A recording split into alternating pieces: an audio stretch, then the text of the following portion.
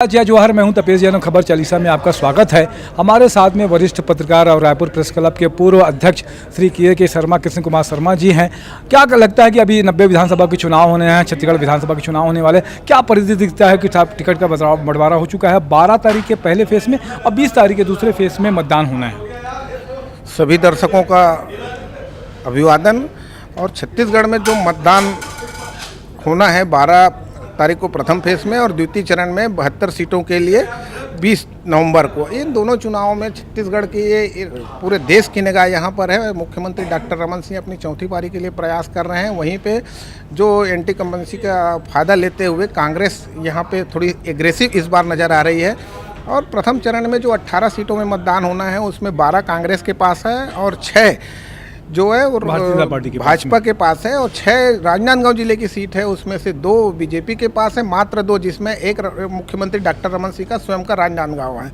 इसके साथ ही बस्तर में 12 में से 8 अभी कांग्रेस के पास है और 4 बीजेपी के पास है। इसमें स्थिति ये है कि आदिवासी क्षेत्र पूरी तरह से कांग्रेस के कब्जे में है अभी कह सकते हैं, लेकिन मैदानी इलाकों के भरोसे पिछली बार बीजेपी सरकार बना ली थी, वो भी बहुत कम। दोनों भाजपा और कांग्रेस के बीच में मात्र 1% का अंतर है, 0.73% का डिफरेंस है, जो कि 90,000 के लगभग होता है। और ऐसी स्थिति में 1% के में जो बसपा और इनका जोगी कांग्रेस का जो गठबंधन है ये एक महत्वपूर्ण भूमिका निभा रही है। इसलिए 1% के अंतर में किसकी सरकार बनेगी ये कहना तो बहुत कठिन स्थिति है छत्तीसगढ़ के मामले में, क्योंकि परसेंटेज भाजपा और कांग्रेस में ज़्यादा गैप नहीं है। और जो इन सीटों में से 18 में से यदि 12 के चले जाता है आदिवासी क्षेत्रों में, तो यदि इनमें से 12 यदि बीजेपी आ जाती है तो निश्चित रूप से सरकार बनाने की स्थिति में बीजेपी होगी।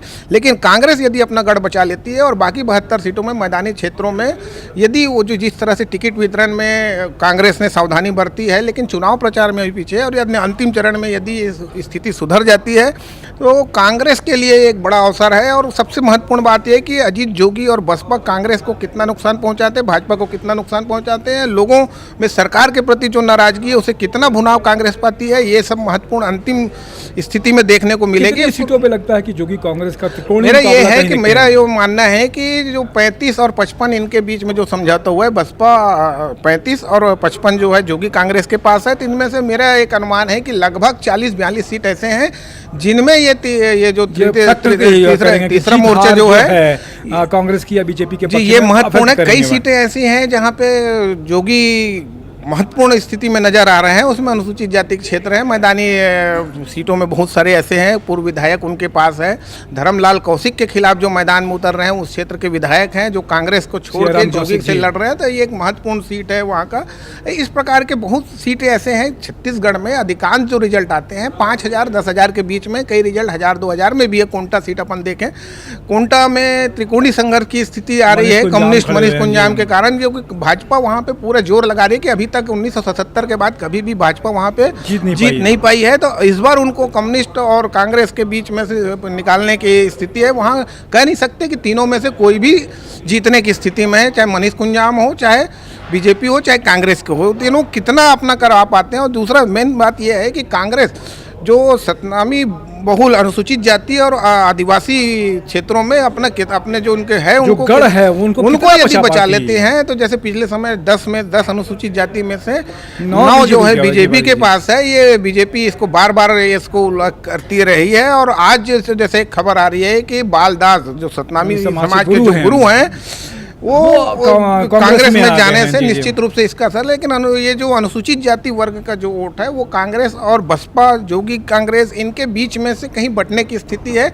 और इन क्षेत्रों में बीजेपी के जीतने का कारण महत्वपूर्ण ये होता है कि इन क्षेत्रों में सभी प्रत्याशी एक ही वर्ग के होते हैं और अन्य वर्ग के जो मतदाता होते हैं वो कहीं ना कहीं बीजेपी की ओर आ जाते हैं, जिसका लाभ बीजेपी को मिलता है। और सरकार बनाने में वो 9 सीट जो अनुसूचित जाति का ये महत्वपूर्ण है। वैसी 29 सीट आदिवासियों के लिए आरक्षित है। इन आदिवासी क्षेत्रों में भी स्थिति कितना नुकसान गणतंत्र पार्टी है, आप है, बसपा है, कम्युनिस्ट है, ये कितना अंतर करते हैं 1% के बीच में। दोनों भाजपा और कांग्रेस 40% पिछले समय वोट बीजेपी के पास है, लगभग 40 दशमलव कुछ % वोट कांग्रेस के पास है। तो ये जो 0.7% का जो अंतर है, इसके बीच में बहुत सारे दल हैं और कहना मुश्किल है कि बहुत कम अंतर से यदि 52 सीट के साथ कोई सरकार बना ले तो ये मेरे को बात कोई होगी। यकीन नहीं होगा। हाँ। 60+ की जो बात कर रही है, ऐसी स्थिति तो अभी फिलहाल मुझे नज़र नहीं आ रही है।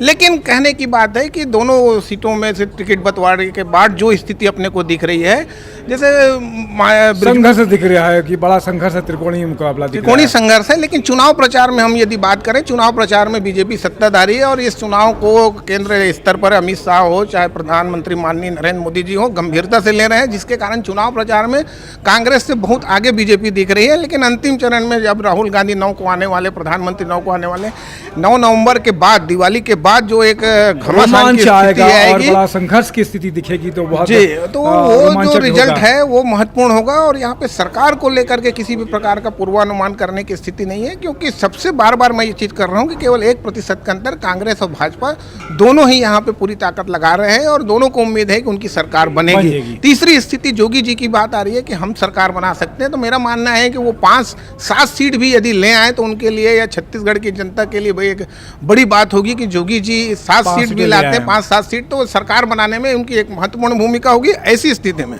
एक बात मैं आप दर्शकों के बीच शेयर करना चाहूँगा कि यदि 5-7 सीट या 10 सीट तक यदि आते हैं, जोगी कांग्रेस और बसपा गठबंधन ये ले आते हैं, तो उसकी स्थिति ये होगी क्योंकि बसपा सत्ता की कुंजी जो है जोगी जी के पास में होगी। जी, और जो बसपा के साथ एक बड़ी बात कर रहा हूँ कि जो अभी तक लोगों में चर्चा में नहीं आ पाई है कि यदि जोगी कुछ सीट लाते हैं और सरकार बनाने की स्थिति यदि इनकी आती है, तो उस स्थिति में चूंकि बसपा के साथ जोगी जी हैं, इसलिए भाजपा के साथ उनका जुड़ना मुश्किल हो जाएगा। और मायावती और राहुल गांधी के बीच जो चुनावी गठबंधन रहा है, वैसी स्थिति में कांग्रेस को जोगी को स्वीकार करना ही होगा यदि उन्हें सरकार बनाना है। तो ये सब आने वाले समय में 20 के बाद स्थिति आएगी, 11 दिसंबर को जब रिजल्ट आएगा। लेकिन वर्तमान में छत्तीसगढ़ की जो चुनावी परिदृश्य देखने को मिल रहा है, वो पूरा घमासान की स्थिति है। तीनों ही दल अपने आप को सरकार बनाने के लिए ललायित है और संघर्ष कर रहे हैं। उन्हें अपेक्षाएं हैं, आशा है कि उनकी सरकार बनेगी। बहुत बहुत धन्यवाद आप सबका। बड़ा संघर्ष का स्थिति है और ये नतीजे जो है 11 दिसंबर के घोषित होंगे। देखना होगा कि 11 दिसंबर में क्या मामला बनता है। जय जोहार, जय छत्तीसगढ़।